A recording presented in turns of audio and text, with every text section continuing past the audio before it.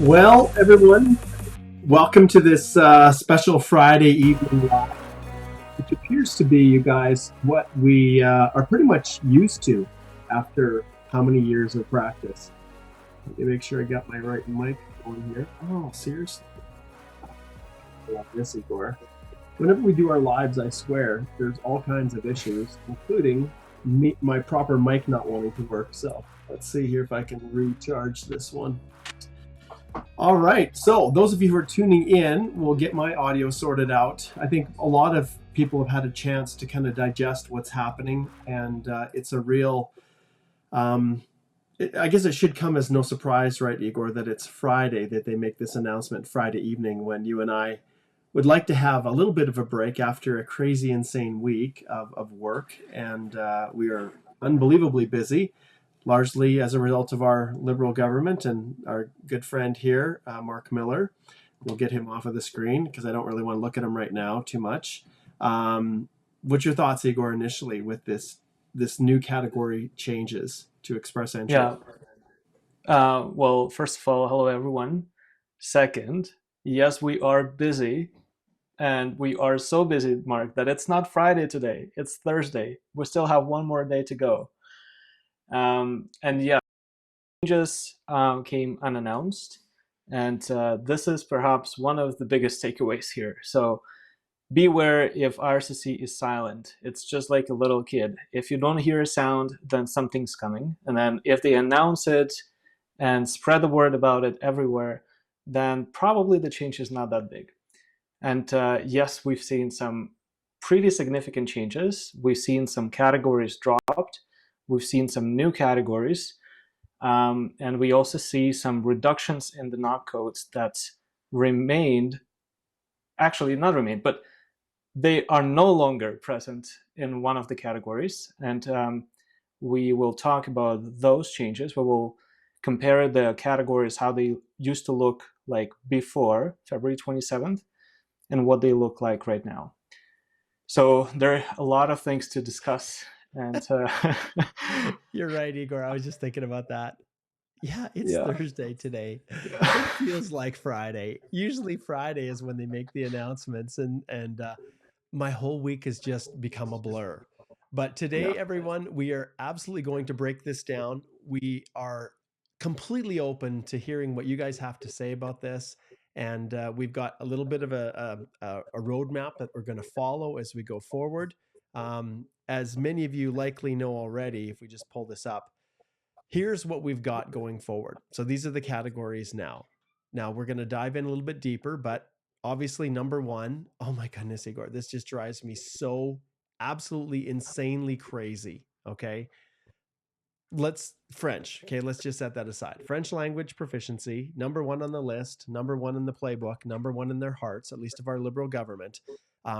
Number 10 on my list of priorities when it comes to this. So if we slide over here to the website and we look at the changes, and you can go here, you guys yourselves, to see what the category based selection now looks like. But right here, okay, this is the biggest hypocrisy. Okay, let's bring him on. Okay, Miller, we got you here because I'm you're the one making these calls, and I know you have a love affair for French, and that's totally fine. That's your prerogative, my friend. But let's just drop him down here with us. Here he is. He's joined us now. Let's take a look at this. In category-based rounds of invitations, we invite candidates in the express entry pool who are eligible for a specific category established by the minister. Okay. Woo, woo, woo. That's the minister. Okay, everybody, to meet an identified economic goal. Okay, I'm sorry. But like the rate at which French language, when there's already 50 points being given plus really for French language, to have a need for large scale category based French language draws, I just don't get it. I understand our obligations to make sure that Canada is a bilingual country. I'm fully for it. But economic immigration, I'm not seeing the connection here. How you identify that the French language is an economic priority. So we'll leave it at that. Thanks, Minister. We'll probably be bringing you back again later. And I welcome your comments, you guys. Like, what do you think about this stuff? So French language, number one on the list, and they put it there for a reason, to justify the rounds of invitations that have happened and how many people have been invited with French only. Okay, French only. All right, healthcare, yeah, undergone some changes. I just had an unfortunate call. Well, a client who sent me an email saying my occupation's now off the list, and I think Igor, Alicia, and myself and you, we are seeing that happen now with these recent changes. There's going to be a lot of people that are going to be quite sad. I'm gonna better turn up my audio here. I can see it's not loud enough. Okay, everybody should be able to hear me now. Okay, science, technology, engineering, and math occupations are STEM. It's still there. I thought it would just be out the door, but it's still hanging in there. And this is an interesting thing I want to pull up here that I wasn't going to show, but I'm gonna, let's just see here. Give me a second. I'm gonna slide over here. I'm doing double duty here. We've got me searching up some websites while at the same time trying to maintain a coherent discussion. All right, take a look at this, you guys. I've showed this a lot in the past. We can close this. We don't need the history. Okay, this is the annual levels plans that were just announced. And we became really fixated with this here. In Canada Focus, which is basically CEC, here's our federal economic priorities. And when we click on 5, we went down here and said, okay, well, if the 2025 priority categories, remember, this is for 2025, and this is the Liberals who have announced this, okay, include healthcare, trade, and French language proficiency. Maybe include means, I guess now, it wasn't an exclusive list. So myself, and I have to assume the majority of other people said, oh, STEM is out the door. But as we see here, that is actually not the case. So STEM is still on the list, although it is pared down, right, Igor? And we'll talk about this. Yeah. Trade occupations, yes, they're on there. Agriculture and agri-food, and our brand newcomer to the list, education. Igor, I had a consult with a client, I think it was 3 weeks ago, and I'm not the national chair of the Canadian Bar Association's immigration section anymore. I'm not privy to all of the internal workings of everything that's happening within immigration or attending those meetings. But a client said, are they going to open up education categories for education? And this is me. I've got a daughter who just graduated. She's got a term contract right now, filling in for another teacher. And she's just waiting for her first permanent position. She has other friends that don't have jobs. But magically, I don't know, Igor, if this is like, I don't know, like they've been so down on education that the decision to now have education occupations on the list is just, it's unbelievably bizarre to me. And maybe in other provinces there are shortages. I don't know, you guys, but this is what we're looking at a high level, the current categories. So notwithstanding what we see here in this breakdown of lists, that was, you can see here, the 2025 priority categories include healthcare, trade, French. Categories are established each year, informed by LMI, labor market information, and projections, as well as input received from partners, including provinces, territories, stakeholders across the country. Well, there must have been some pretty powerful education stakeholders to result in these lists. I want to, as we get to our main categories here, and I'm just going to drop this off. So here's what we're going to talk about today, you guys. We're going to start off with an overview. For some of you who are just tuning in wondering, what's the hubbaloo? Like, what the heck's going on? We're going to cover very quickly what this is all about, at least our take on it, not IRCC's spin, but our take. We're going to talk about the big picture, which for all intents and purposes is the current categories. Then we're going to talk about a breakdown of each, and then how this is going to impact all of you guys. And then we'll wrap it up with kind of a Q&A, and I'm going to try to take questions as we go, but this is as much a teaching as it is a live Q&A. So for sure, I want to hear your comments. I want to hear what you have to say. We've got Abelo here, says, hola. Spider-Man's once again back in Montreal. That's good to see you. Yes, Christopher acknowledges it's Thursday evening. Oh, I see what you guys are saying. Okay, pick on me, sure. I'm just because my brain is fried with everything Igor is doing. Abby says Igor likes Van Gogh. Okay, sure. We can see that it's really busy for Mark and Igor. That is true. Thanks for laughing at me, guys. That's okay. We've got Alatunde is tuning in from Nigeria. It's great to have you here. Yeah, and like this is common. Karthik says, I've been waiting. My sister's waiting for invitations for more than 5 months and she has 498. She's probably going to keep waiting, my friend. Like it's hard. Software engineer, I saw the score drop in the last draw. Do you think it will open? Well, okay, this is a perfect example. Let's slide over here, Igor. I want to let everybody know that Igor has actually drafted a pretty awesome little blog post. He's updated his other category based and re-released it. And if you're wondering who are the winners, who are the losers, this is where you're going to go to figure that out. And then the government also, in the description, we've provided these links. You can go here. So let's just take a look at STEM here. So this comment, if we go back to the comment here from Karthik here, he says his sister's a software engineer. Okay, let's go back and let's take a look at what we have here for STEM. So if we jump in here, we hit STEM, and then we look at the list. Okay, look at how many total we have here. We have, if we just go here, 10 entries, there are 11 occupations now on this list. So we've got architecture, civil engineering, engineers, cyber specialist, electrical engineers, electrical, geological, industrial, insurance. Wow, this has really got to be in shortage. Serious, Igor. And here's the idiocy of this one. Man, how the heck did this even get on the list? Insurance agents and brokers often work on a commission basis. These individuals are very often independent contractors. Holy cow. I guess, well, maybe Minister Miller here. Welcome back, Minister Miller. Do you have a friend who's an insurance agent or a broker? Maybe he's got a friend. I don't know. That's who he's taking his consultations from. Sorry, I'm really kind of ticked today, Igor. There's some good things in here for sure. Okay, but you can see what's gone, Igor. What's gone? Software engineers. All of it. Boom, disappeared. So STEM is no longer IT for all intents and purposes. Yeah. Do you see any hint? Yeah. And in fairness, maybe that is an accurate reflection of what's happening in the market right now. I don't know. But yeah, when we have individuals like Karthik here waiting for an invitation, well, I think they're going to be waiting for quite a while. All right. Which, Mark, opens a question like, did the category-based draws actually fix the labor market in such a way that now there's no shortage? Like, did they actually got enough software engineers? Yep. I don't think so. Perhaps with software engineers, yes, because most of the businesses go south of the border, and we don't need as many tax specialists now, because with whatever political climate that we have in Canada, nobody wants to open an IT business in Canada, and it's easier to do it in States or somewhere in Panama where you can not pay any taxes.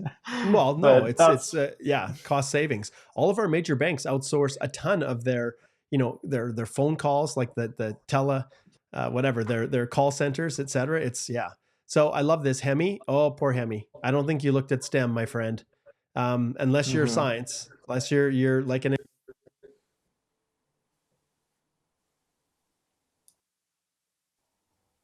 Igor. All right, Mark, I think your audio cuts out.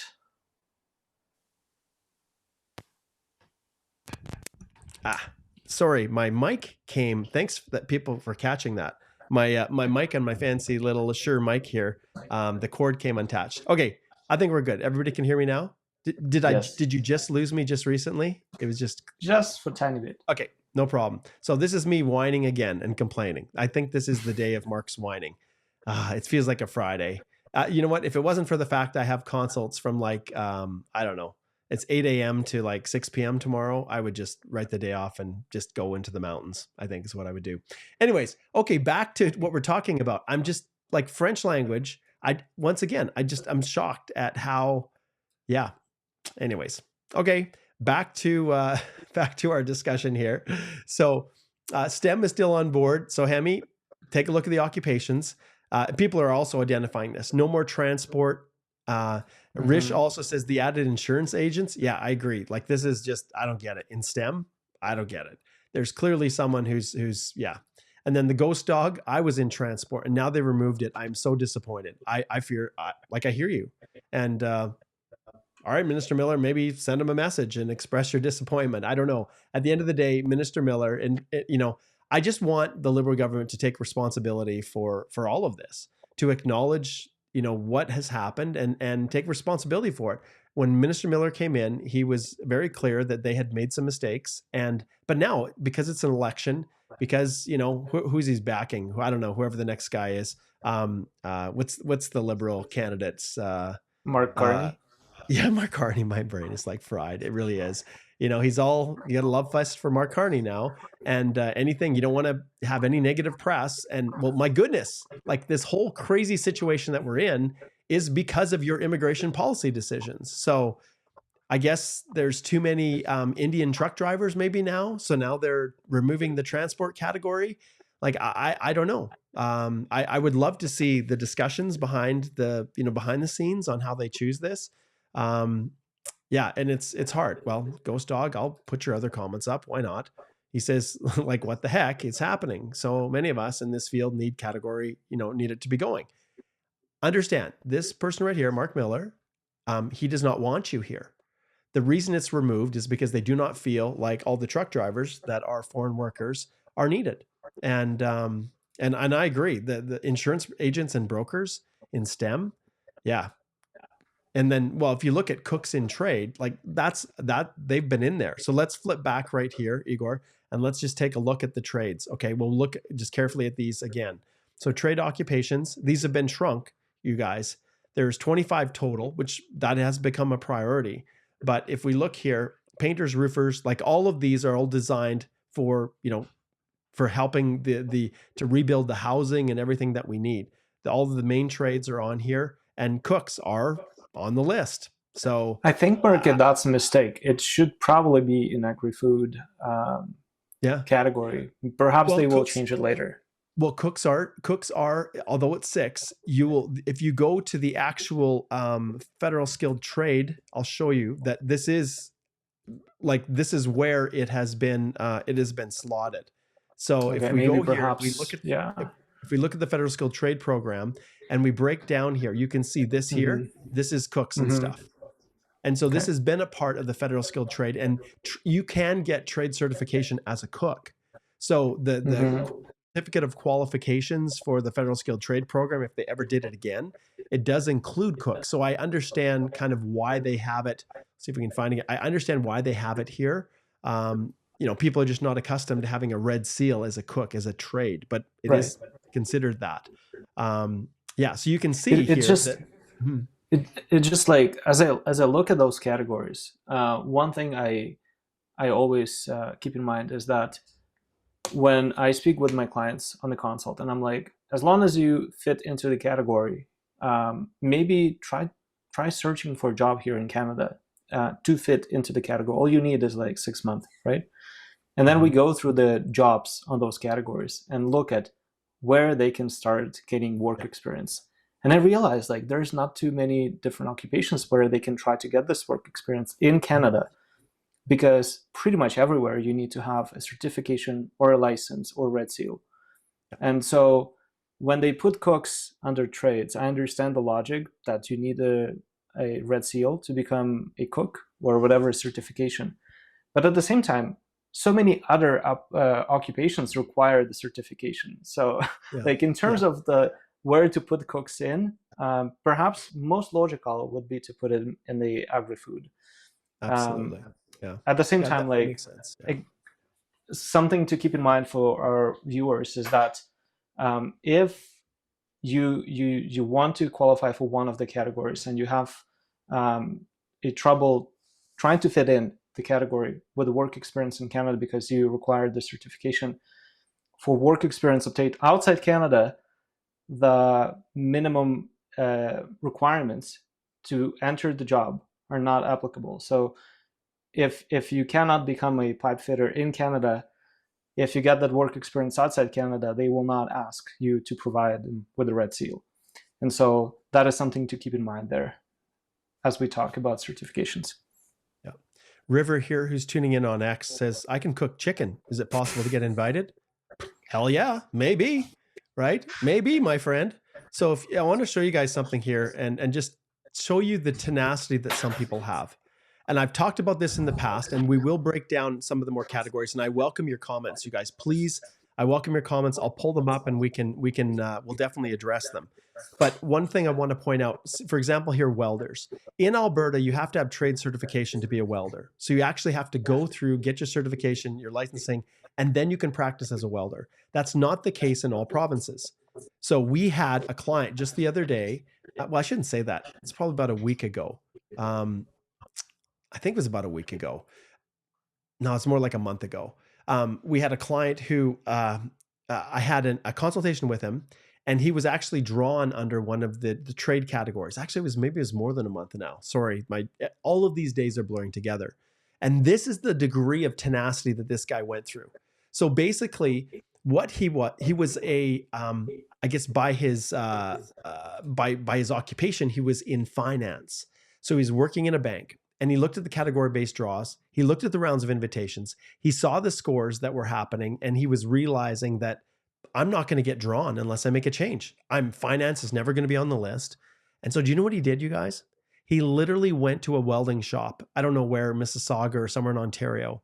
And he said, look, I will work for free for you as a welder if you'll teach me. And so he basically worked for free. I think it was 5 months before he ultimately got an official position when they said, okay, your skills have developed enough for you to actually be, useful to us as a welder. So then he worked another 6 months, and I think it was on the 7th or 8th month. I wish he would come back on the live stream and talk to us about this. But about the 7th month, he got an invitation to apply with that 6 months of welding experience. And he now, he's well in his way. He's filed his EAPR. He's just waiting for the approval. And so he had gone through this process, and he had actually made this huge sacrifice of working for free. And at first I was like, man, what a crappy employer. What a lousy employer. They're totally exploiting this guy. And they're making him work for free. He had a side hustle. He had a little side job in the evenings that helped to at least make the, payments on his rent or whatever. I'm sure he was living in a house with a whole bunch of people. And he had his savings that he was using to make, to bide the time until he was actually going to get wage. But he made that sacrifice to get on the list. And so when I look at when I look at what he sacrificed, and I look at these people, no, I'm not telling you to go take a job for free to work in a trade so that you can get the experience. But as I was thinking about it, and I was really, really upset about the employer that they would have taken advantage of him like that. But the reality is, when you look at teachers, there's a little bit of feedback on your end, I think, Igor. I'm not sure why. But anyways, I'm just going to mute you. Basically, in his situation, he was willing to make this sacrifice. And then I look at what teachers in Canada go through. As a teacher myself, I went, my undergrad is education. I worked at least 3 semesters, not all of the semesters, like all 4 months, but the last one was pretty much full-time teaching. I paid the university to allow me to teach in the schools. And even as there's 3 professional semesters for teaching. The first year I did just a little bit of I worked right alongside the teacher. In the second one, I actually was teaching lessons and teaching class. And then the third, I had the whole class to myself effectively. And so all that time I was paying to teach, to get the experience, to get the qualifications, to be eligible. So what's the difference? So, I don't know if any welding shops out there, or gas fitting, or, if you're a carpenter, a cabinet maker, you run your own business, and you've got, someone that says, hey, I want to learn this trade and I'm willing to work for free so that I can qualify through IRCC for a trade and get one of these categories based draws. Well, then so be it. Then maybe that's what you need to do. So anyways, those are just my little rant and my little thoughts on this. Igor, you got some comments. Yeah, you also want to make sure that I'm not exactly sure about the circumstances of this particular client, but the work experience must be paid, right? If that's the foreign work experience. Yes. Thank you, Igor, for pointing that out. So yes, so he reached the level of skill where he could then work the 6 months to get paid. Mm-hmm. Thanks for clarifying that. I don't want to give people the impression that they just go and work for free and then it's good. Yeah. Exactly. Yeah. So whenever you are in doubt, you always want to go back to the original source and read the instructions on express entry completeness check. And payment is something that you always want to make sure to include. And it's also important that, Marcus, as we talked about the categories, we mention this all the time. Don't try to game the system. Like if you are in a very close knock code, don't try to inflate your knock code to fit into the category. That's going to be a fatal mistake. And you can be found guilty of misrepresentation, essentially barring you from Canada for 5 years. So yes, things become more complicated and they're going to get worse before they get better. But that doesn't mean that you have to try to kind of like go around, cut the corners, Sometimes, yes, there are some tips and strategies how you can fit into the category, but not at the cost of misrepresenting, essentially. Yeah, absolutely. All right. So yeah, we welcome your thoughts, your comments. There were some I posted there. It's not that I'm not a fan of Minister Miller. Okay. I think he's tried to do a lot of very difficult things, picking up the pieces after his 2 previous ministers and the decisions that they had made. And so I always don't want to be too hard on him. But lately, my goodness, like his decision to cut the PNPs back because the provinces wouldn't play ball with him, like that's just weak. Like that's just someone who is making decisions just as a bully entirely for political purposes.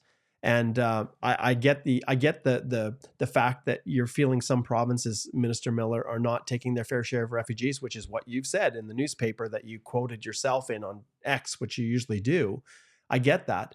But the reality is there are all of these people watching this channel right now, Minister Miller, who are literally out of options because you've cut the PNPs.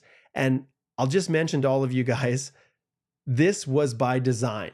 Okay, this was absolutely by design. Sure, you can say, and I'll bring Minister Miller right in here with me. Sure, you can say that the decision was purely because they weren't taking enough refugees, or one aspect of it, why the levels for the PNPs were dropped in half. But where are all of you guys getting your spots if you don't qualify through express entry? You're getting them through the PNPs. And the PNPs have way more programs for lower wage individuals, people that are working in fast food, people that are working in service industries. And so there is no doubt that there is a correlation between Minister Miller's decision right here to slash the PNPs in half. At the same time, they're taking all those measures with the temporary foreign worker program to remove the ability of employers to keep their workers under LMIAs if they're in those regions where there's 6% or greater unemployment. And I get the desire and the need to encourage Canadians to take those jobs. But at a rate of 1 million to 2 million people that they want to leave, each one of these measures, you guys, are all designed to kill options that you have. And, the toolbox that I used to have and that I've had for 20 years, Minister Miller here has done a phenomenal job of taking all of those tools that I have out of my toolbox for options to help you. When I started practicing immigration, I considered it, as I transitioned from working on the border as an officer, and as I went and, to law school and decided to become a lawyer and choose immigration to practice in, I saw immigration kind of like a buffet. People they had multiple options and multiple choices, and you would kind of choose the ones that tasted the best, the ones that, were the least amount of work or time that would get permanent residence the quickest. And so it was really a decision of which pathway to choose. There was always one that was right. And now it's become, well, I don't know if any of these items on the table are even going to be here tomorrow. And every day we come back to the buffet, if you want to keep calling it that, and Minister Miller has removed something else. And sure, there are things that have been added, but you guys have seen what's been added. It's absolutely crazy. So I'll pull Igor back in here, and I like Minister Miller here to stick around. Let me just see if I can find him. Here he is. And we'll shrink him down a little bit more. That's a good spot for him right down there. Okay, we'll make him disappear. So yes, so I know a lot of you, I like I said, I welcome your comments. We've got people that are connecting in on Facebook, on X, on YouTube, and it's great that we've got a good reach here. But Bill Nye says, I'm starting to think Mark isn't a fan of Minister Miller. And, I'm just not a fan of some of the decisions that he's making. And I don't want to be overly critical because he's got people above him, our prime minister, well, our lame duck prime minister, who's basically out. I don't know who's leading the country now, to tell you the truth. And, and his predecessors and cabinet, he's got all of these people telling him what he's supposed to do. And then he is the scapegoat. He's the one that takes the wrath. And hey, you accepted the job, Minister Miller. So the pushback and the fair criticism that you're receiving it's justified, I think, in the circumstances. And all of you that are watching, all 500 people that are watching this live, you're watching it for a reason, because the decisions that are made every day, from literally week to week or day to day or hour to hour, are changing your decision making as to whether or not you have a shot at being in Canada or not.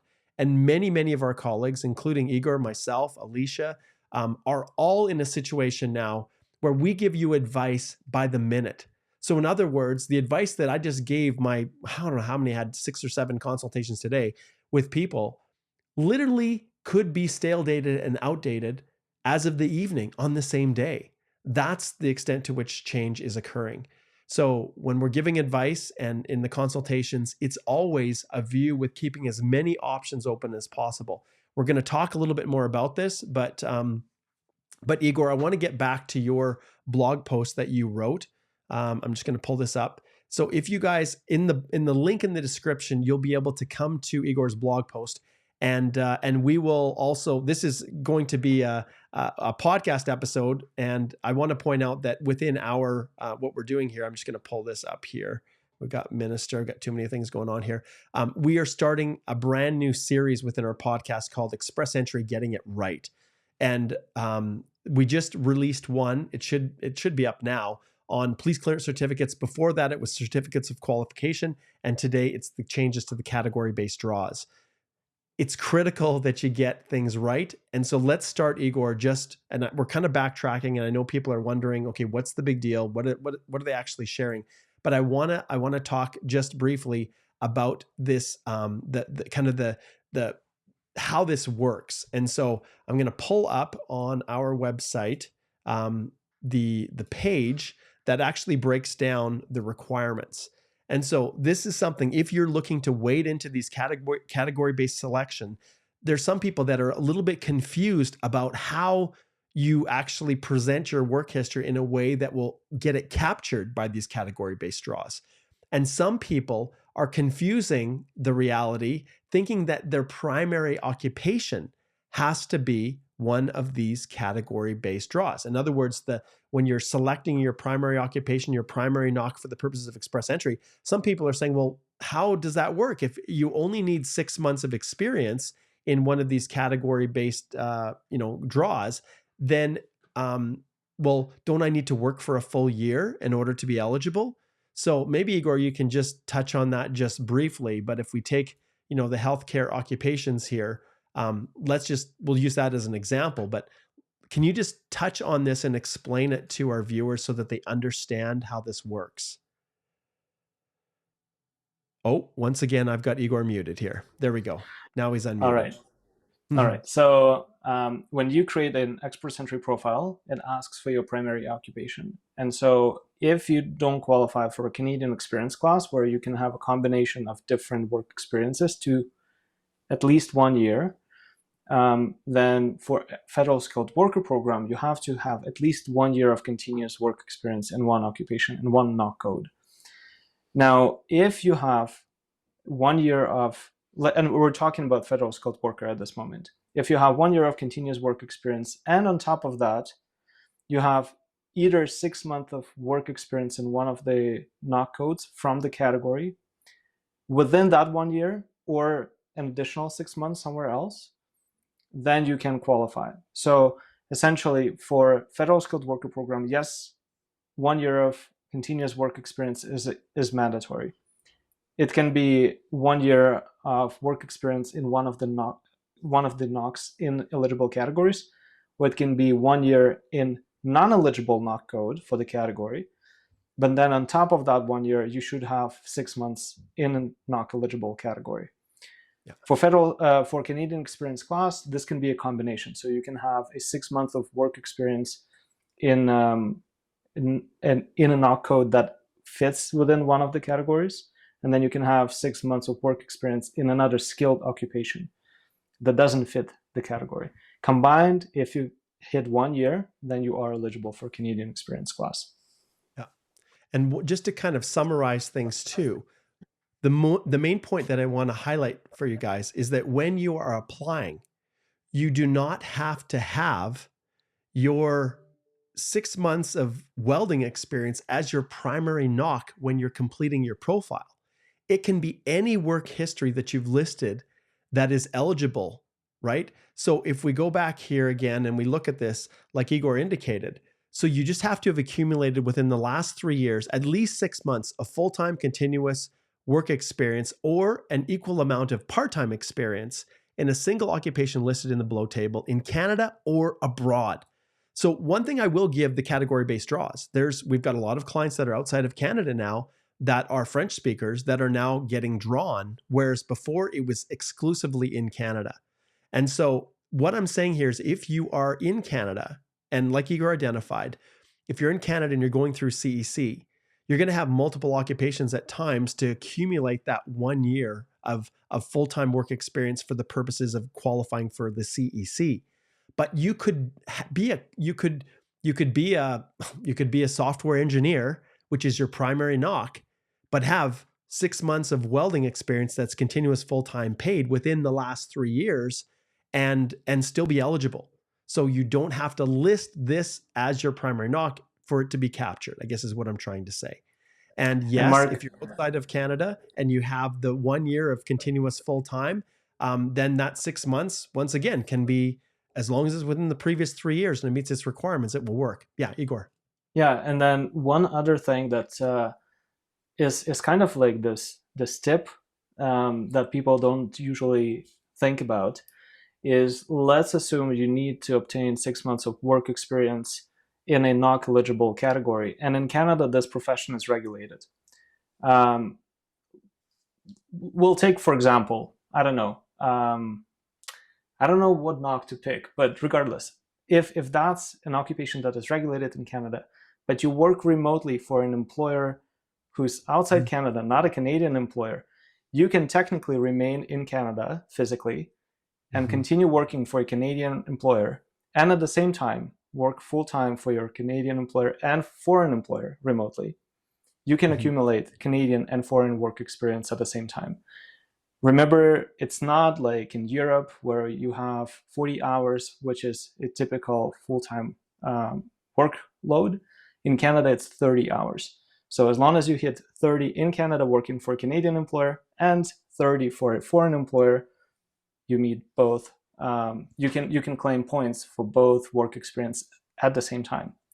Yeah. So there are many strategies like this, and they're not overly discussed over the internet. It's just what you learn in practice. Right. And so if you are finding yourself in a situation like, what do I do? How do I scramble around? How do I fit in? The best way is to reach out to us and speak directly to us to determine your specific solution. Yeah. And part of the reason that we bring that up is you have to prove it. So, if I put my old immigration officer hat on and I've got someone who's in Canada who is working full-time for, I don't know, whatever, EY as an accountant, for example, and then they've got this side job as something else that they're working outside of Canada, also 30 hours a week. I'm going to want to know how you can do both. Now, I can tell you during my articles, when I was completing them, when I was working for one of the national firms, they're now international Gallings, when I was working with them, there were days, where I worked all day and did not go home. And I didn't sleep at night and I worked all the way through the next day. There were very many weeks where I worked 80 hours a week during that period of time. So it is doable. It is possible. It's justifiable. 60 hours if you've got two positions. So it is. But remember, it may be possible, but you have to prove it. You have to be able to justify it. And Igor was saying, well, which knock code should we choose? Well, I think the only place we can go realistically is probably the STEM and say, well, maybe there's someone who can still work as an architectural manager virtually right? Or someone who is a civil engineering technologist or technician, I don't know, or an engineer, maybe you can do your work virtually. Cybersecurity specialist. If it is going to work, it's likely going to be on the STEM side versus some of the other positions, because it's going to be pretty hard to be a trade and work virtually, or even agriculture, agri-foods, education occupations. Can you be an online teacher, online instructor? Probably. I'm so shocked. Secondary school teachers. That's like high school. It's like elementary that are on the list. So luckily, weird. there's a new occupation for insurance brokers. I saw that. Yeah. I was complaining about that. Yeah. You can be a remote insurance broker, and there are someone's kicking a whole bunch of money into the political coffers of some parties to try to get. I don't know. I better be careful. And I wonder, Mark, how education fits in, given the fact that now many international students will leave Canada, and lots of colleges who are open just to get students in and get them the postgrad work permits. When those colleges close and people run out of jobs and they lose their jobs, they will become high school teachers and secondary school teachers. Yeah, maybe that's exactly right. Because even though this list, secondary, elementary, ECE, even though these ones here are, and even teacher assistants is on the job, that's on the list. Man, that's surprising. Anyways, maybe things in Alberta are just different than in Ontario. Maybe they are, there's a whole bunch of families and kids and they're clamoring for teachers, and maybe my daughter should move to Ontario, or maybe if her husband gets into dental school in Toronto or somewhere, which he's got another year and a half of school before he applies, maybe there's going to be lots of jobs for her. So, but yeah, when I look at this, and Igor's right, sure, maybe post-secondary institution instructors, colleges and universities, profs might be losing their jobs. They could theoretically, drop down and fill in some of these positions, although they're pretty expensive. And when you've got these unionized environments within teaching and you're paid by your education, definitely it's once you get more educated or too educated, it would be pretty hard for me to go back to teaching with my law degree, because theoretically they'd have to pay me based on my education levels. Maybe I would be more profitable. Maybe I'd make more money doing that, Igor. I should probably try and see. Oh boy, that would be so fun, going back to teaching. But hey, I get to do all the teaching all the time right here with all of you amazing people. Okay, let's get back to some comments here. And then we're going to talk a little bit about some of the strategies that Igor and I were hinting at, and what this means for all of you in the future. We've danced around it, but we haven't really drilled right down. Okay, I want to just post some of these comments that it just breaks my heart. So yeah, Solar says, I'm in category 33109, hoping for the next healthcare draw in the coming weeks, only to find out they remove my category today. I know, it's just really, really tough. Manpreet confirms once again, the transport sector has been removed. He says, has it been removed? And yes, it has. Moy, thanks for responding to that. Yeah, River. And then this is another comment I can see here. We'll pull it up here from River. He says, temporary people will leave without any force or choice. Well, I don't know if that's a question. I don't know. As far as I can tell, the number of H&C applications is skyrocketing. The number of refugee applications is skyrocketing. And the number of people that have chosen to remain without status has never been as high as it has been right now.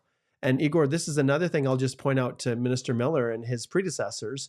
Minister Fraser and Minister Mendicino before him made the decision to extend or create these 18-month postgrad work permits that allowed people whose normally their postgrad would expire and they would have to go home to obtain a new 18-month postgrad work permit. And some of you may have very well benefited from that, which is great. But they did these crazy things that retroactively said, okay, well, if you were out of status as of, I think as far back as September of the previous year, and maybe it was like May now, you would still be eligible to apply for one of these and just magically fix your status. I don't even know how it worked, Igor. But people who were out of status for 5, 6, 7 months, who had chosen to stay here, illegally, essentially, were given this amnesty. So there's a clear incentive on people to say, well, the other ministers did it, so Why won't Minister Miller save us? And you've seen the posts, Igor, online where people are saying there's going to be some kind of amnesty. There's going to be something out there to help us. Well, guys, don't believe that at all. The reality is they want people to leave. And that is why they've taken the stance that they have to this point. So, so just please keep that in mind as we're trying to work our way through all of this.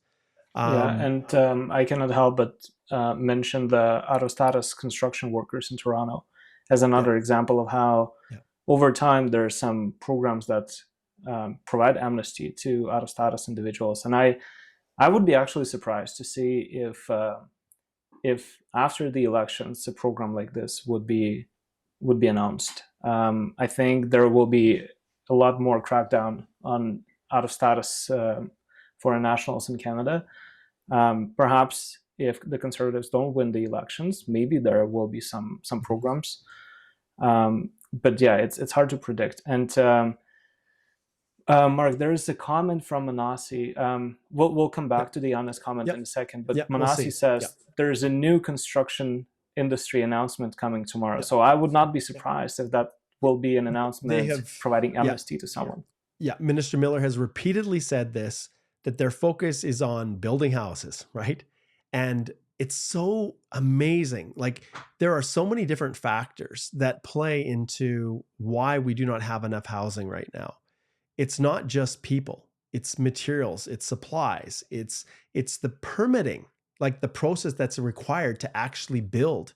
And the which are all, it's important that when you're building a house, that the house is to code and that it's not going to fall down, right? Like, those things are really important. But the building permits and the ability for developers to build projects and houses, and whether they're multifamily or single family or apartments or whatever they are, it is extremely difficult to do that. And that's one of the problems that exists, all the levels of bureaucracy. But yeah, Manasi, I have to assume that they're creating something that says, hey, if you guys that are here who are running out of work experience on your software engineering work permit, if you want to, work construction, well, here's maybe a new path for you. Maybe, right? That could very well be. And Minister Miller has hinted at that. So that's just one example of what's been happening, at least more recently. Okay, Abby says, I will need to apply to the French category, as in Quebec is getting harder to get the PR. Yeah, understand, this is what some people are doing too, that have originated and started all their work experience in Quebec. They're saying, man, Quebec sucks. Like, we do not have options for permanent residence. I don't mean it sucks from the standpoint of that. I mean that the immigration options suck. And so they are looking at leaving Quebec, going to another province, and then being able to go through express entry. And I got no issues with that at all. But one of the challenges is when people have LMIA-based work permits and they're based in Montreal, their employer's in Montreal, and they're trying to say, well, I'm just going to go to Ottawa and work remotely. Be very careful with that, because express entry, they're looking for every reason possible to refuse. And I have just, like, I'm going to have to work this weekend for a couple clients. Late tonight, 6:30, I'm reviewing one with a client. And then tomorrow morning, actually, it's all a blur. Saturday morning, because my Friday's all full. Saturday, I'm going to get up early to help someone who received a request letter. And they just filed their application like last November. And now they've got a request for a background declaration and a travel history. I will warn you guys right now. I will warn you. If you get any request like that from immigration and you're wondering, well, what's the big deal? Sure, I'll just resubmit it. If it's something that you've just submitted, it's because you're on a borderline situation of a misrep finding. Either that, or they found something that's an inconsistency and they're just looking for you to say the same thing twice so they can catch you in the lie twice or your error twice, so they can then send you a letter that says, hey, we think you've misrepresented, and not only are you refused your application, but you're removed from Canada. So these are things you have to be super, super careful of. Yeah, Mark, and I also would probably propose that we return back to Diana Lopez, because I accidentally cut her comment out. She was saying that I think Canada needs way more healthcare personnel than insurance brokers or French speakers to improve the life of Canadians. And she says she speaks French, which I cannot agree more. We all found ourselves on multiple occasions trying to find a doctor, trying to come to an emergency care. and just sit and wait in lines for hours and hours and hours just because there's not enough personnel. And COVID was a good indicator of how bad the situation is. But if we look at the healthcare draws over the past year and a half, like just, I think in July 2024, they had a draw, and then 2 more draws since then. Mm-hmm. Which is like, seriously, are we in such a desperate need for francophones and not in such need for healthcare professionals? Like, I don't have an answer to that.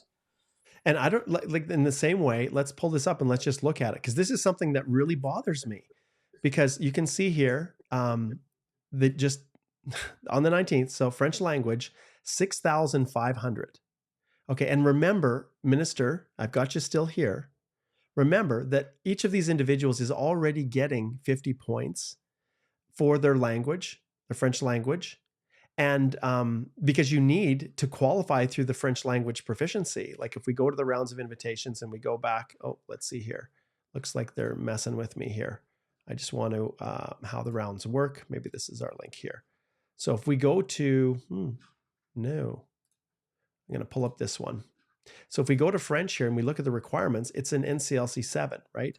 You need to hit that 7 in order to be eligible through this program. But here's the kicker.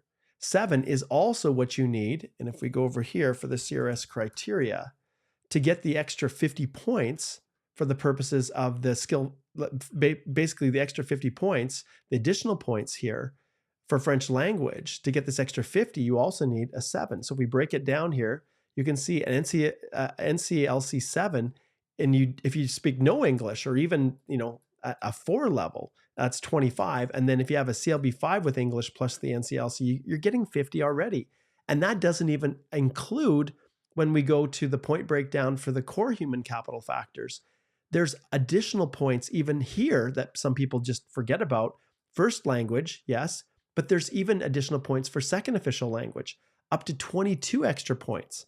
So you can see some people, if they have or 24 points, if they don't have a spouse and they have perfect French, they could get an additional 74 points towards their express entry. So I just don't understand, unless Minister Miller is truly just trying to, he thinks, well, if you speak French, you're more likely to vote Liberal. I don't know. And maybe is that the reality, Minister? Is that why? Because why would you do a draw only to exclude? Because even if you were to if you were to look at the previous rounds, how many of these people with the CEC were also French to get up to 521 in the first place? And then on top of it, you drop it all the way down to 428. And if your overarching kind of purpose, let's see if we can find it here again. I've got so many things going on, is to identify economic goals and to meet these identified economic goals. Well, what is the economic goal for French? So, and when there's so many other people that are desperate, and a lot of these people too, Igor, that are coming in here through this draw, there's a lot of them that are going to be outside of Canada. And so I don't see what the advantage is, other than the Liberals are just believe that if you speak French, you're more likely to vote Liberal in the future. Like, I don't know what other rationale. And that may sound, very coming from Alberta, that I'm just some conservative and I don't fully appreciate it. No, that is not the case. Like, if you say that a program like Express Entry is to be based on economic factors, well, explain that to me. We have humanitarian compassionate factors. We have a whole bunch of others you can create. And there's other Francophone programs like the Francophone Rural Community Program. So, okay, well, I'll leave it at that. And Mark, indeed, the priorities are questionable, especially given the fact that if you are a Francophone and you're coming to an English-speaking province, most likely you will use English language primarily at your work. So it's questionable how French language can help at work. And at the same time, like when you get 74 additional points for French, and the points clearly put you in a preferred position compared to other candidates, and that all happens at the time when there's talks about eliminating points for the LMIAs. So, like, how does that align with removing points for LMIAs? And is French a new LMIA kind of thing? Like, a new skill set that you need to have, or a new kind of perk that you need to have to qualify. Like, remember how people were like trying to purchase LMAs from bad actors, and like they would submit like, I don't know, $50,000, $20,000. They would pay exorbitant amounts of money just to get an LMA. Unfortunately, that's practice still haven't gone anywhere. But now people would be spending money to buy fraudulent French language test certificates. And we've seen some news articles when people would fake their language test results. And sometimes that would work and they would get to Canada. I wonder like how the black market with the French language test is doing right now. Yeah, it's really frustrating. And I know Igor and I are just like, we're just talking, right? Like the reality is we have no insight on what the government's doing. We have no insight on the priorities of Minister Miller. Like, we're speculating. I'm expressing my frustration, and and sometimes I speak before I really think. And I have some empathy for the department trying to figure out how to extricate themselves from the mess that they're in. But when I have consult after consult after consult with people whose lives are being just like they're being ruined, destroyed, when they were promised something, and I don't care what you say, like people that came, there was a very clear message, whether it was Minister Medicino, Minister Fraser, maybe Minister Miller, it hasn't come out of your mouth because you're in damage control, but both of your two previous ministers were highlighting the virtues of coming and studying in our glorious Canadian education system. And then we want those international students as our priority because they are the best and most likely to successfully settle in Canada. Those are the words out of your own Liberal ministers' mouths. And so to now say, oh, we don't really mean that anymore, that completely 180-degree flip, not cool. And so it's hard to maintain respect for a party that does this. And I get the fact that they are concerned about getting reelected and being voted out and having these crazy conservatives get elected or whatever their feeling is. And so they're taking these drastic steps, but these are real people, real families. You guys deserve to be treated better. And I understand that not everybody can have a pathway to permanent residence. There just is not room. But the Liberal government did not have to open up the coffers. And you can't blame the provinces like Minister Miller has tried to do. And you can't blame the schools for leveraging the programs that you have created. And whether it's schools that are like, I have no respect for any of these private schools that were created purely just as a scam to get people here and not even have them study. Like, no, I have no respect for that at all. And that is on the provinces for accrediting them. But when it comes to the ultimate responsibility, it rests with you, Minister Miller. It rests with you and your party. And you can't shovel that off onto someone else. So, and Mark, a little disclaimer for those people watching us from outside Canada. Views and opinions shared in this live Q&A do not constitute the opinion of all Canada. It's the opinions of ourselves only, and perhaps maybe some little part of Alberta. Yeah. And these are my opinions only. Okay, my frustration being released in a live stream on a Thursday, not a Friday. But this, like how these decisions are made, I just wish there was more transparency. I wish there was more effort to think things through and not just take these drastic swings. And you could see it coming. I was one of the vocal people saying you are letting too many international students in. It's not fair to them. It's not fair to Canadians. It's not fair to those who want to transition to permanent residence and the thousands and thousands of dollars that they've spent. But okay, we'll let that go. Now, let's jump to a few more questions. There's a lot of good comments here, and I don't want any us to miss out on any of these. So he says, do you have any insights on the delays? And I'm just going to talk briefly about delays of our own. So you're talking about the Atlantic Immigration Program. Well, it doesn't matter. Pick the PNPs, pick in Canada, spousal sponsorships. When the government is now realizing, oh my goodness, we've spent so much money, we now need to start making cuts because that's what Canadians think we're supposed to do now. And we want to get reelected. So we're going to start doing wholesale cuts because that's what the Conservatives said they were going to do. So we're going to beat them to the punch. They are literally reducing just thousands of positions, not only within immigration, within Canada Revenue Agency, within all the government departments. They've been given instructions to reduce their employees. And when you have a bunch of, term positions or contractors that are processing applications and they're gone, well, the only thing that can be impacted is the processing time, and that has to go up. So they shift to where they feel the priorities are. And if you're already here, you're already working in Canada, they don't see the Atlantic Immigration Program as being an urgent need to process quickly. And when it comes to acknowledgements of receipt for that program, and then potentially bridging open work permits or other work permits through the International Mobility Program that can allow you to stay here and keep working while they process the application, well, they're like, well, that's fine. It's just going to take longer. And we're going to try to get the spousal sponsorships outside of Canada so that those couples are reunited in Canada. We're going to make those 10 months. And, in Express Entry, we have a commitment to Express Entry that we have to continue doing those under 6 months. That's our mandate. And we don't have the luxury of letting those get to 27 months like they did during COVID. And so the officers, if there are shortage of officers, they're assigned to Express Entry. They're assigned to, the outside of Canada spousal sponsorships, those priorities. That's how it gets the way it is. And on top of that, there is a shortage of employees, and they will reduce the number of IRCC officers by 3,000, which will make things even worse. Yeah, and that's happening already. Chris says, concerning the welder's experience, I guess he's young as the CRS score can also be an issue. Yeah, like anytime you go back and you just take time to gain experience or whatever, your age is still rolling. And everybody knows once you hit 30 years of age, you're losing 5 points every birthday. Rish says, excuse me, I am going to be eligible under 2 different categories, STEM and healthcare. Do I have to choose one while filing my application? So Igor, we kind of talked about this. So Rish is watching on X. So they will choose for you.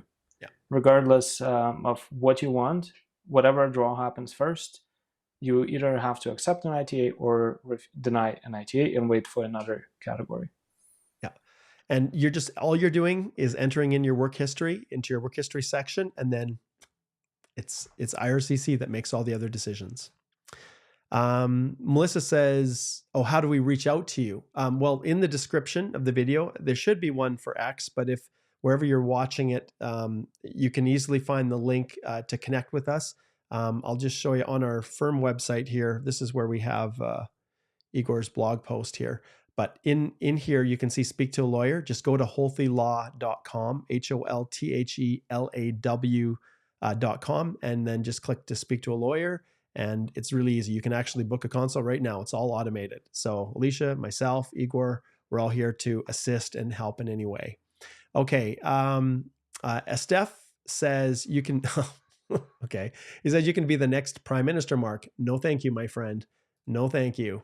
And then Debbie says, is the NOC code 20012 part of STEM category? Okay, anyone who's wondering, and there's a bunch of questions, I brought this up just so that we could show you guys. Anyone who's wondering if their occupation is on the list, all you do is you just go to the Express Entry category-based selection, and you choose the section that you want. So who's eligible for each category? So if we go to STEM, then you simply can go here and you can see the NOC codes. You can punch in your code, and I can't remember what was this code. It was 20012. So if we just punch in here, 20012, and no, not on the list. Simple as that. Sad, but a reality. All right, let's keep diving through here. I know there's a ton of questions and comments that have come through. Okay, let's get to Amy's question. She says, does this mean someone with 6 months of foreign work experience as a cook without Red Seal certification be drawn for the trade category? So if you're talking about category-based, yes, because the employment requirements are not a requirement for this if you're claiming experience from outside of Canada. It's the duties and responsibilities that were performed that are listed in the NOC that are what is assessed. And the regulations specifically exclude the employment requirements. So if someone is outside of Canada and has gained the experience and they can show that they performed a substantial number of those main duties, then you're good to go. So yeah. All right. Let's see what else we have here.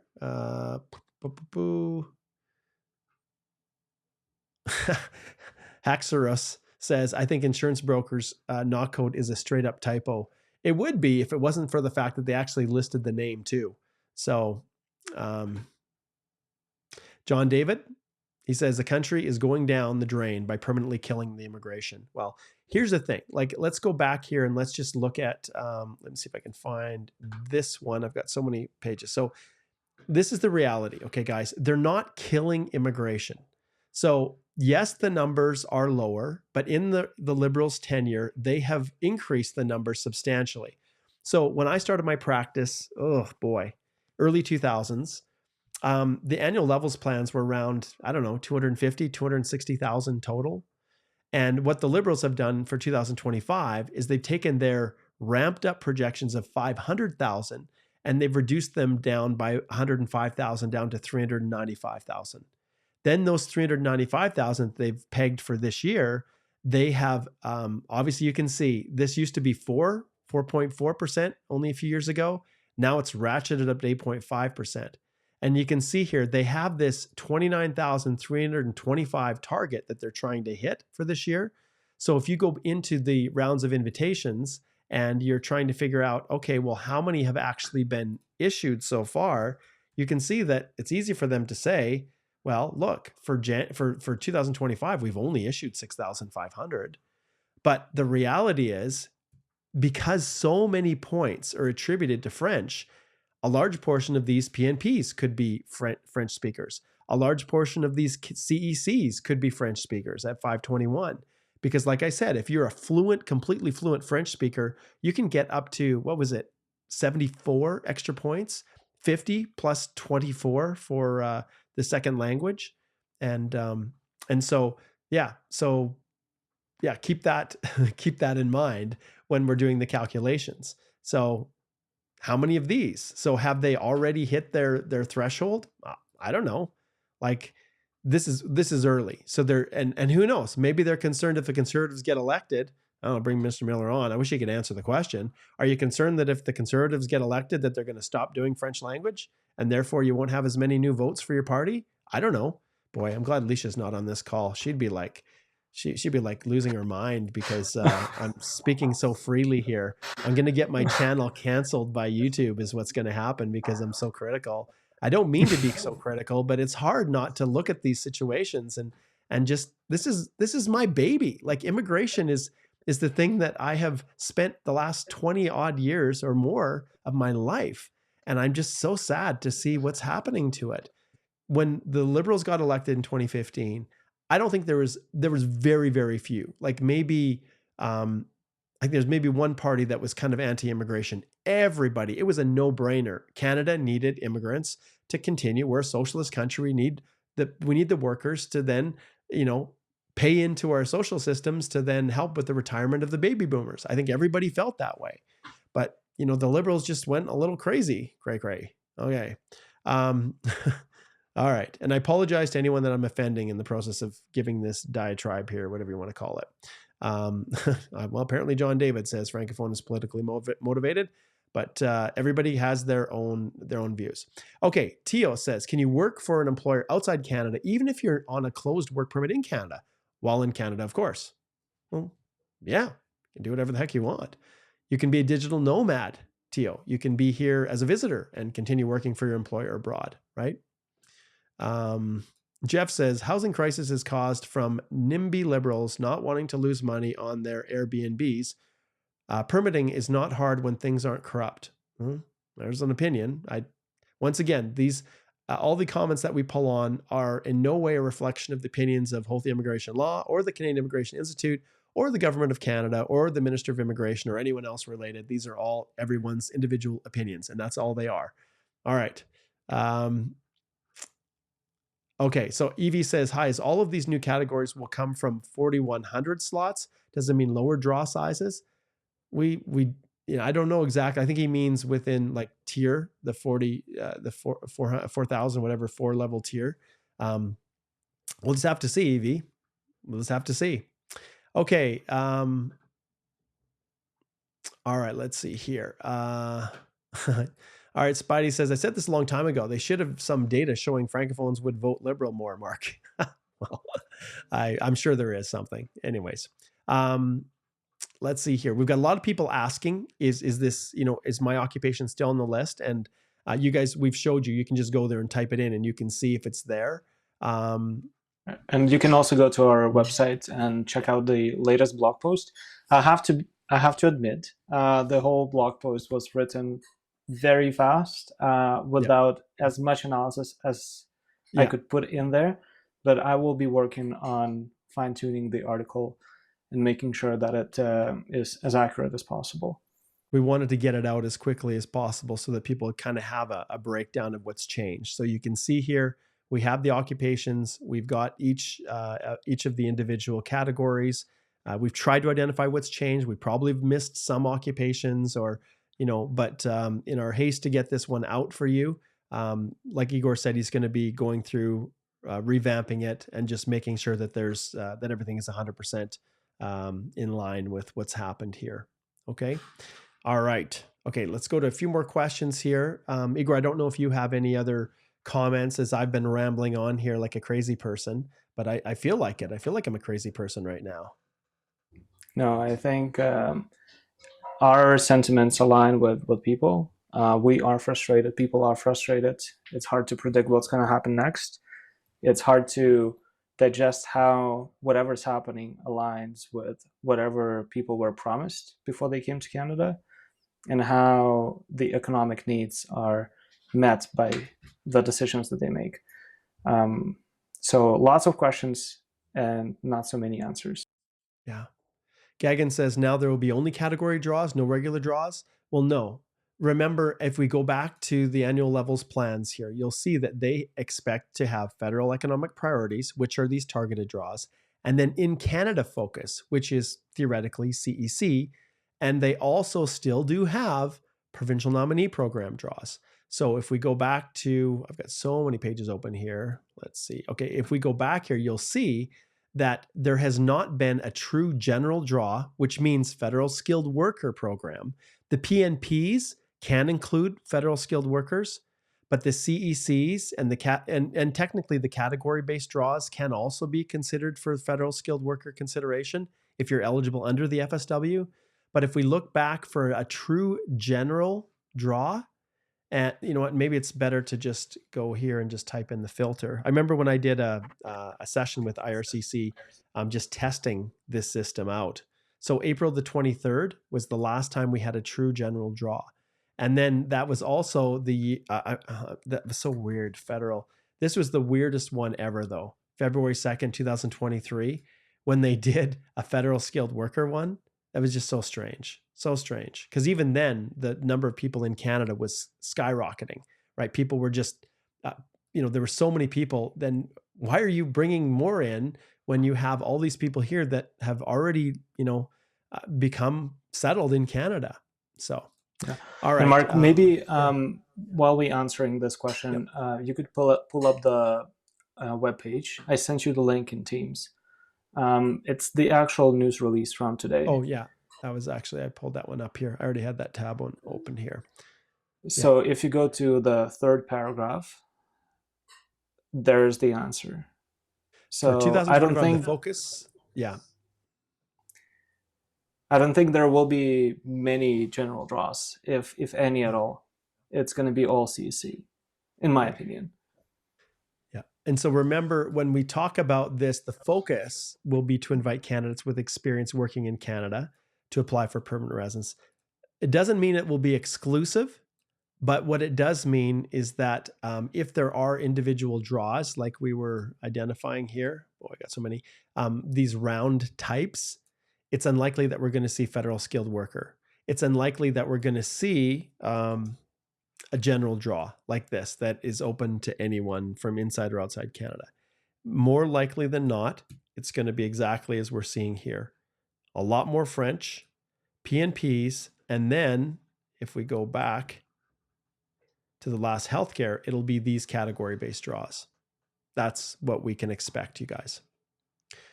Okay, Spider-Man says, don't market fake tests, Igor. So cut it out. None of that. You're bringing attention to them, okay? All right. Let's see what else we have here. Abby says, I love the way you guys speak. Where you speak, guys, I can see that comes from the bottom of your hearts. Well, we try to be genuine, right? The whole practice we've built around us working directly with people and not taking more clients than we have capacity to take, and just caring. That's what the whole basis of our firm is. That's why we do these live streams. That's why we go on late at night. And yeah, it is what it is. And at 6:30 in about 40 minutes, I have a express entry review for someone who unfortunately had a challenge with their existing consultant and they're switching over. Harbinder is forever hopeful. I am too, my friend. I'm hopeful as well.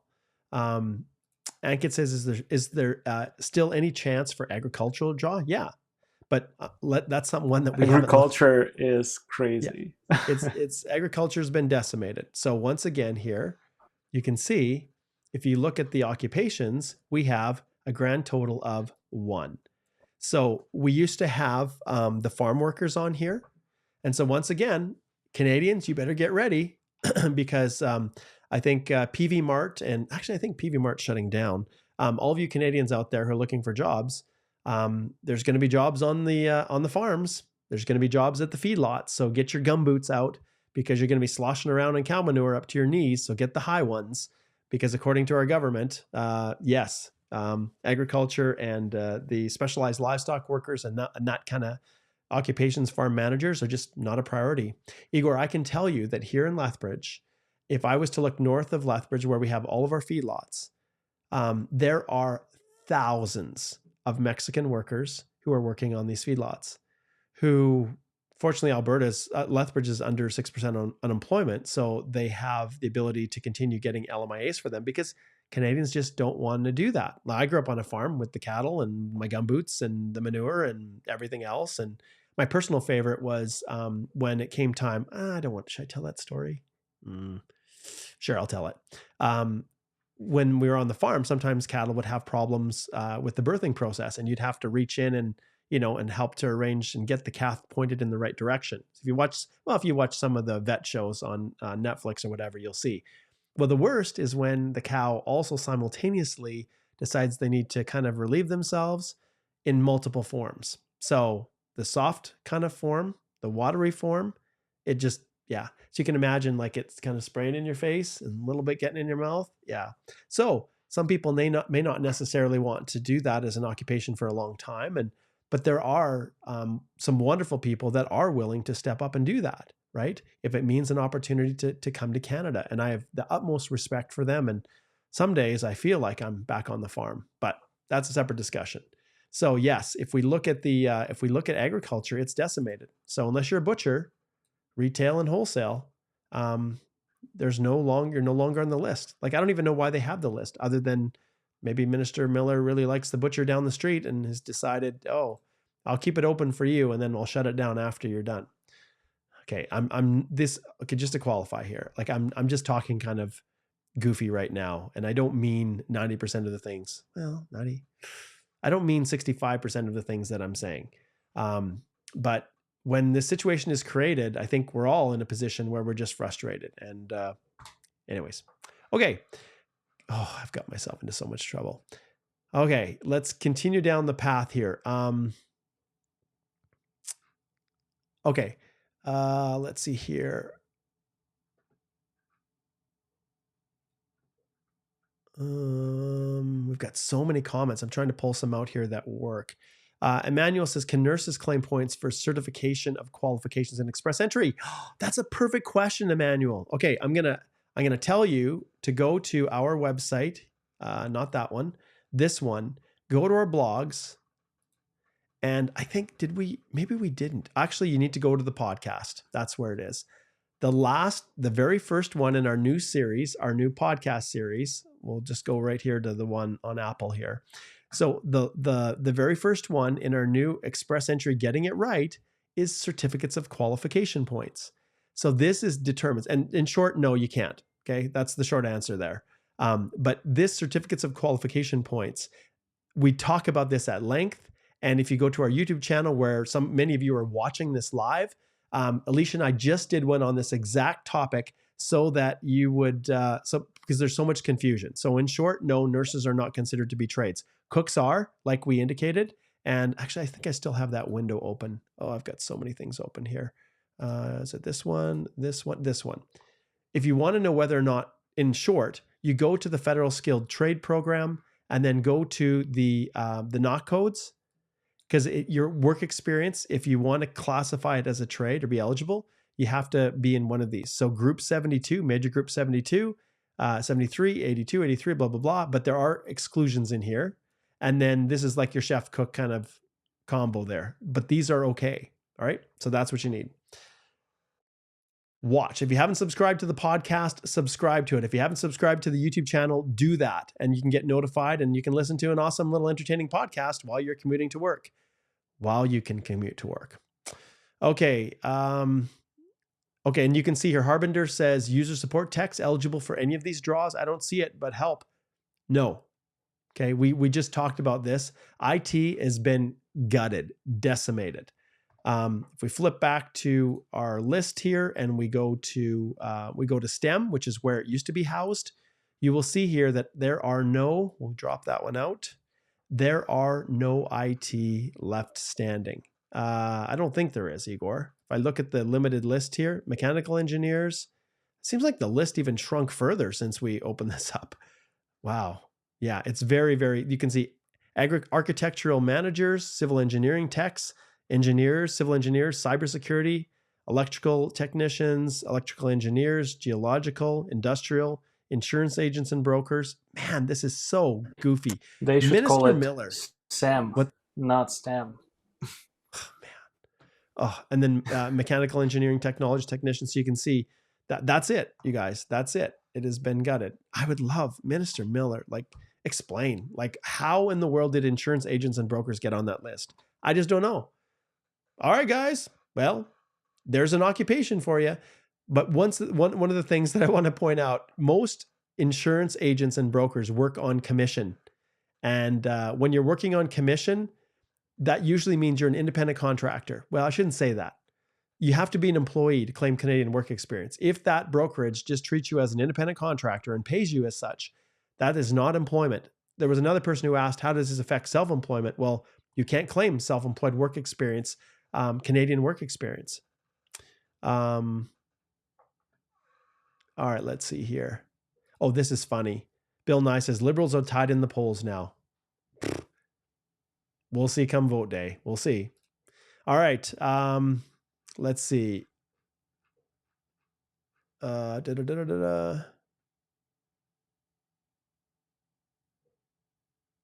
this is John's got an interesting question here. He says, Mark, I'm a new RCIC and regularly attend your CPDs at LPen. Yes, that's awesome. I'm in a disguise here. What do you suggest to me? I left a high paying job to be an RCIC.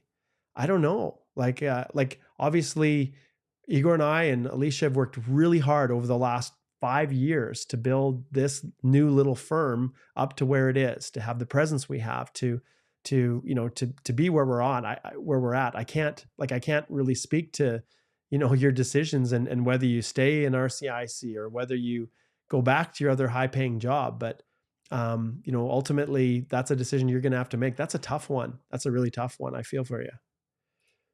Okay. Okay, here we go. Evie said, I meant there are only 41,000 numbers for all categories. Now we have new categories, and does it mean lower draw sizes? Possibly. Yes, possibly. All right. Let's see. People are asking about a bunch of different programs. They're asking specific stuff. Let's see. Bill. Okay, I'm glad to see what side you're on, Bill. I get it. You're right. And it's really strange to insinuate all French immigrants vote Liberal. You're right. And it just goes to show my my lack of 100% careful consideration when I'm speaking. I'm just kind of venting. I'm just trying to make sense out of why this minister here is doing so many French language draws. Okay, but fair point, Bill. Fair point. And as you can see, I don't screen out the comments that I want to see. And only the ones that I think are favorable. Like, everybody gets a shot here. This is open season. Okay, this is a good question, Deepak. Igor, you answer this one. Just a minute. I have something to help you. There it is. There it is. Okay, do you want to rub it? Okay. What side? Yeah, I know. You got to figure out which way. Okay, here it is. Stick your hand there. There it is. Yeah, When it's 50 points of LMIA will get removed so that CRS score can come down? yeah, it's impossible to say. It's impossible. I have to be honest. I was quite surprised to see that they decided to change the categories. They decided to extend the co-ed work permit extension deadline. But we've been talking about the LMIA points elimination for some months now, and nothing has been done on this front. Yeah. And I'll tell you this. I think when LMA points will get eliminated, this will be unexpected, without any prior announcements, and you will know about it by us doing an emergency live video. Yeah. Because it will not be publicly announced in any way. That's what I say. The bigger the change, the less fuss about it. Yeah. There's guaranteed for sure Minister Miller is not going to go do a press release. That's for sure. He's already done that 4 months ago or whenever it was. Faith, I'll give you one of these applauses here, Faith, and we'll get rid of our little crystal ball there. This live stream just came up on my YouTube main page after many months. I am now a proud Canadian. Thank you so much for all your help throughout the process. Congratulations. And maybe it's Fatih. But yeah, this is why we do what we do. Okay, Annie says, I jumped your question. I jumped a lot of questions, Annie. Let's see what you got for us here. I'm trying to, okay, just meeting for the first time, just following you now. Are long-term care workers eligible to apply for home care worker stream starting on March 31st? Igor, do we know anything for sure about the program?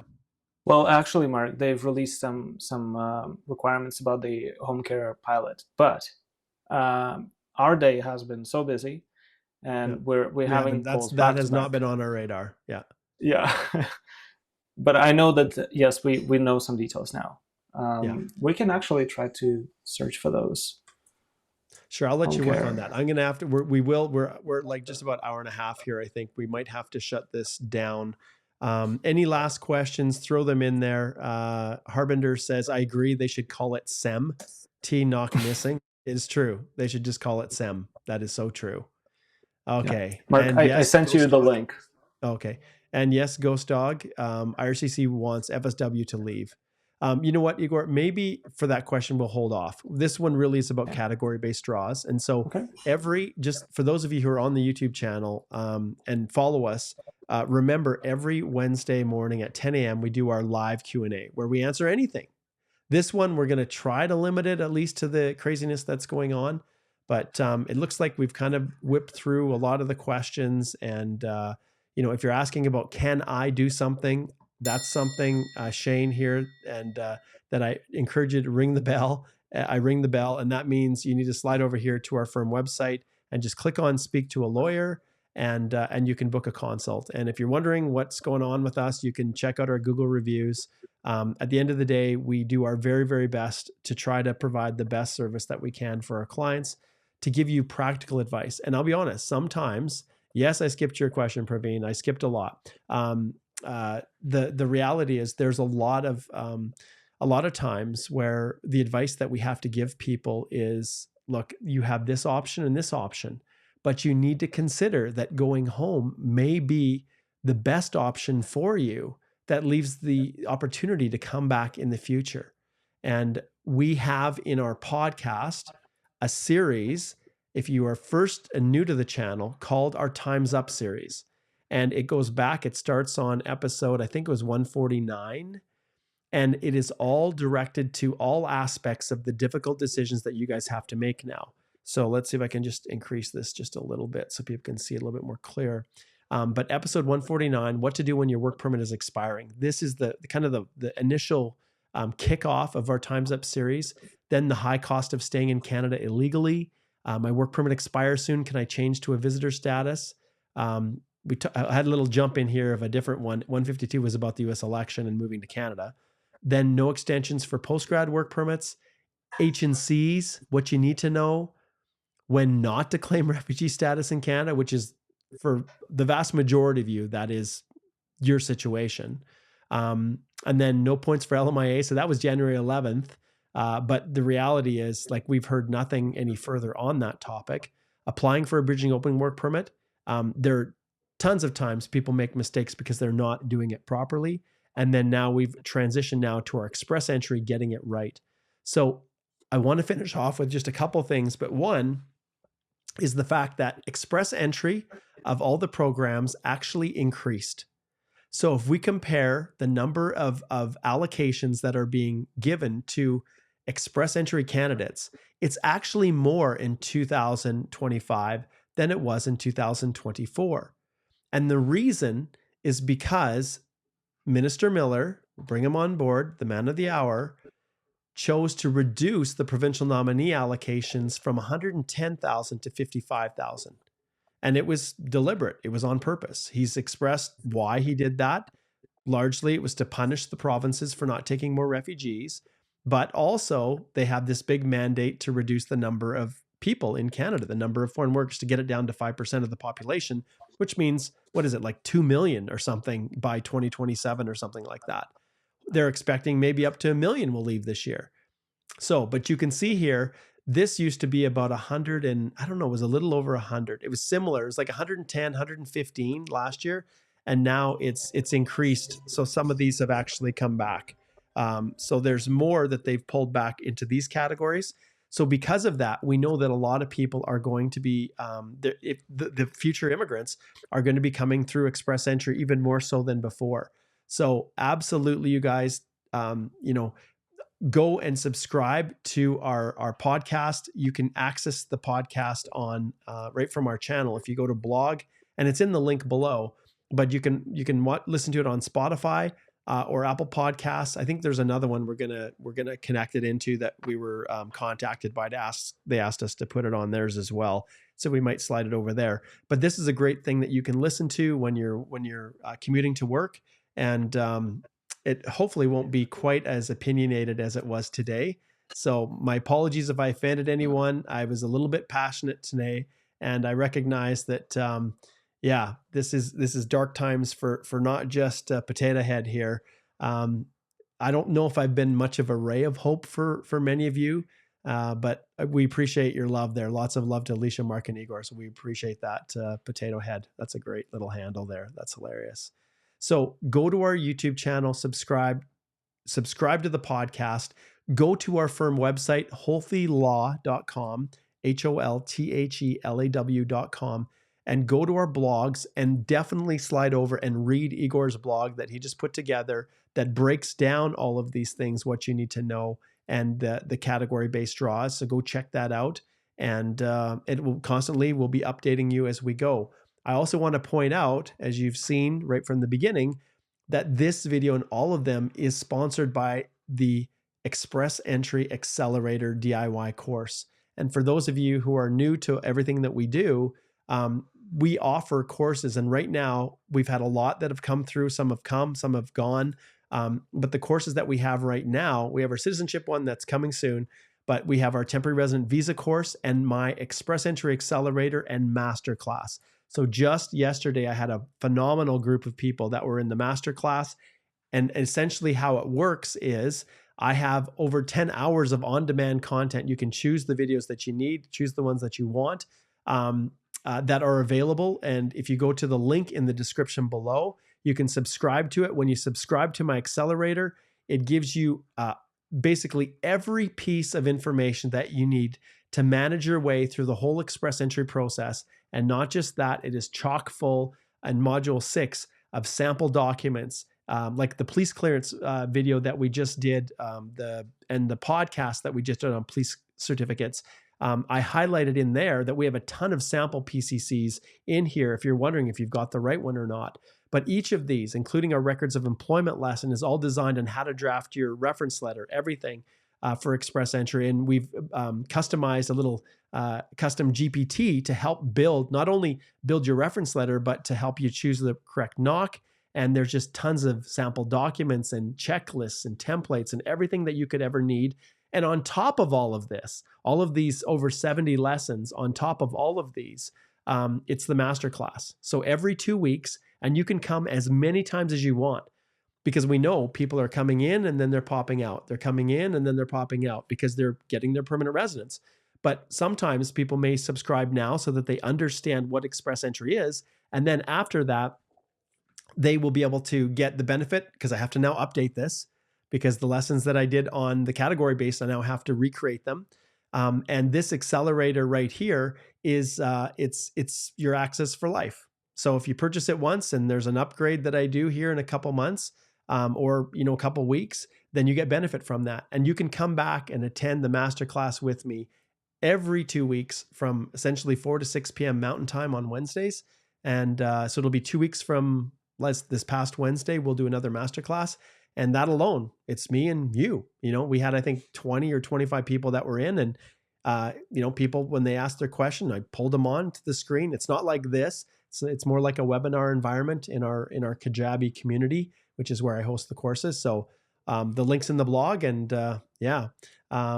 Evie says the blog post is great. Thank you so much. That's awesome.